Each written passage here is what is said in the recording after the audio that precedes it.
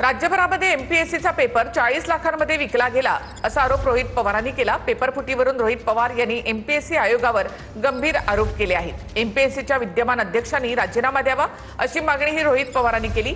महिन्याच्या अखेरीपर्यंत अध्यक्षांनी राजीनामा द्यावा अशी मागणी रोहित पवार यांनी केली आहे। जे काही तपास आहेत, एफआयआर आहे, ह्या सगळ्या गोष्टी तुम्ही पब्लिक करा, लपून ठेवू नका।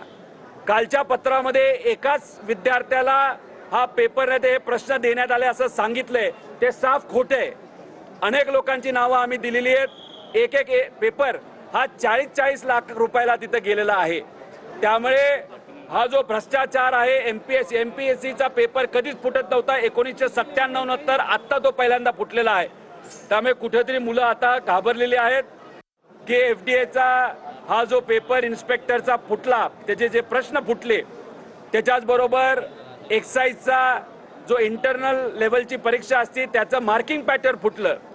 त्यामुळे एमपीएससीचे आत्ताचे जे अध्यक्ष असतील, सेक्रेटरी असतील, यांनी नैतिक जबाबदारी स्वीकारून या महिन्याच्या अखेरेपर्यंत राजीनामा द्यावा आणि राजीनामा दिल्यानंतर एक स्वच्छ प्रतिमेचा, ज्याची प्रतिमा लोकांना माहिती आहे की स्वच्छ आहे, अशा व्यक्तीला अध्यक्ष म्हणून तिथं बसवावं।